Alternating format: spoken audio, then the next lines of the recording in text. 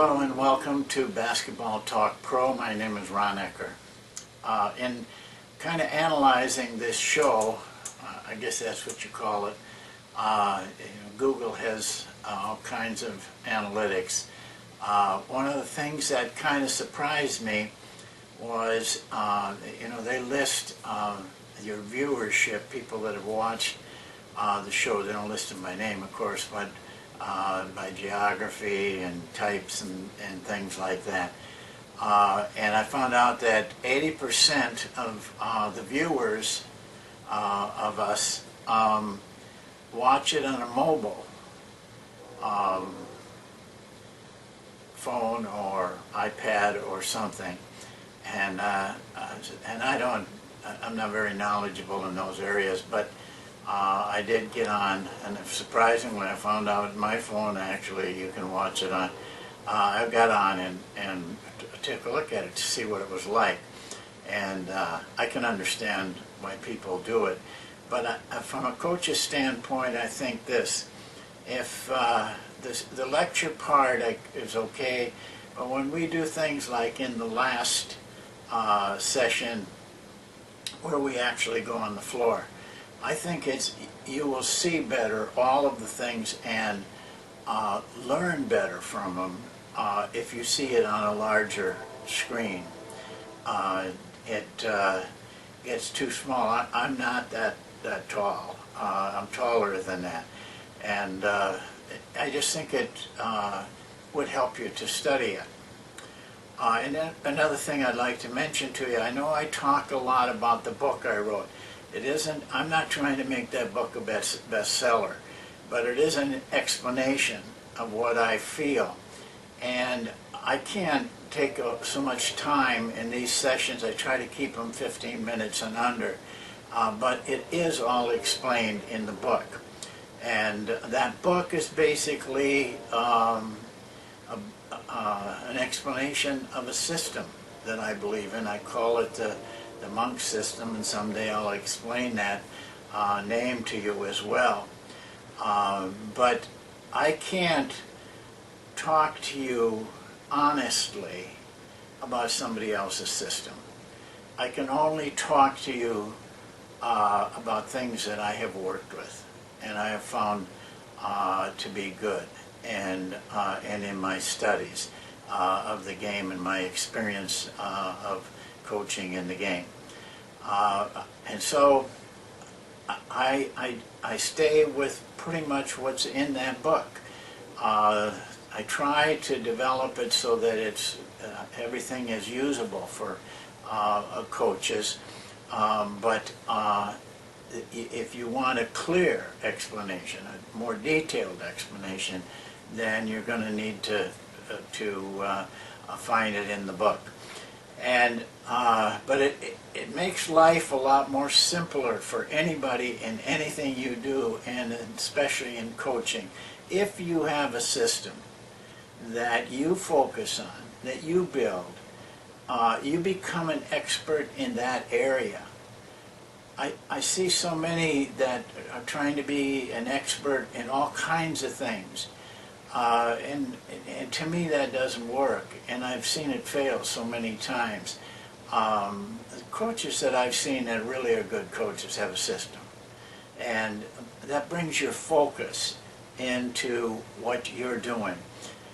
And the definition in the dictionary is perfectly explains it, and I use it in the book. A system is a complex whole formed from related parts. And if you stay with related things to your system, then you're going to get rid of all the things that you don't need. And my experience in coaching has been that it isn't what I've added to the system, it's what I've subtracted from the system and boiled it down to the real ingredients of what it's all about. So I don't have to float around. I can stay very focused on on what I believe in and what I have put together.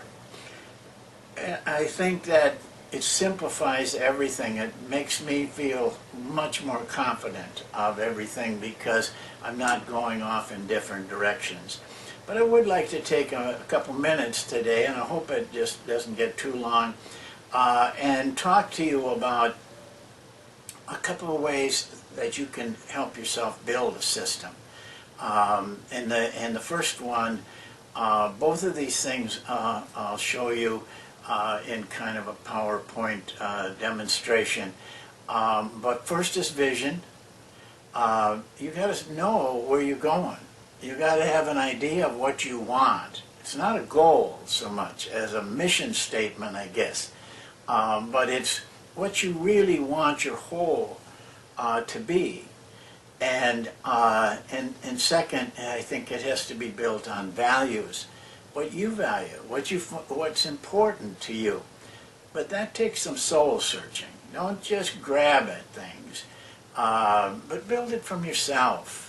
Build it from what your personality, your likes and dislikes. And that way, in time, you will start to throw off things that are not really necessary.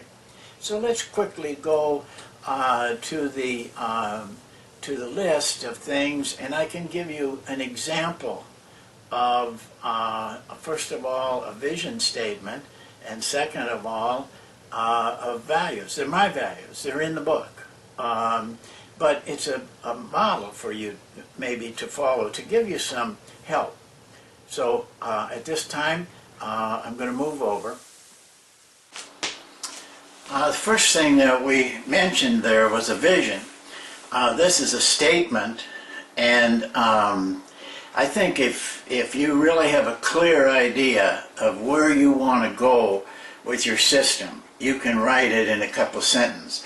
This is 2 sentences, actually, but describes everything that I feel about what I call the monk system, and I think you should have a name for it.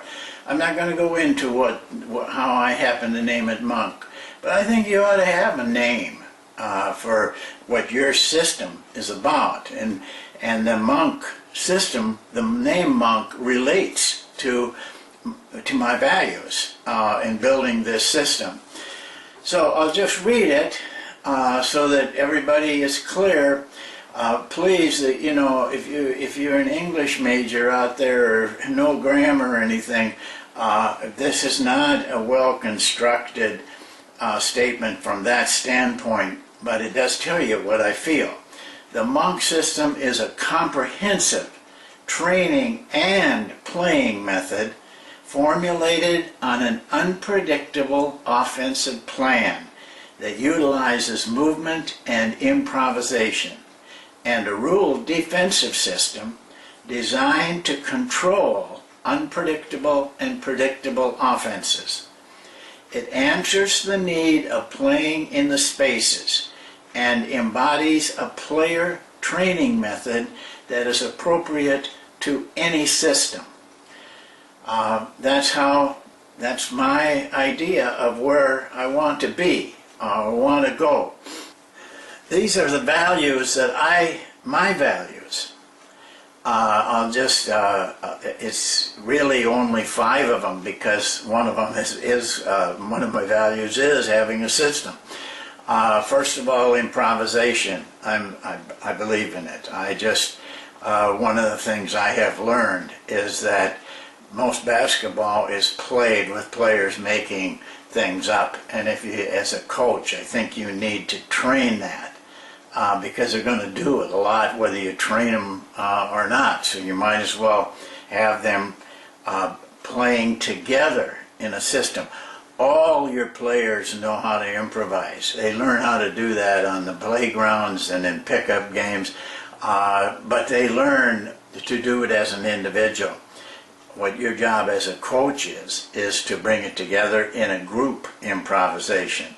Instinctiveness. I believe all good players and all good teams play instinctively, or following a plan, but still being free to use their instincts.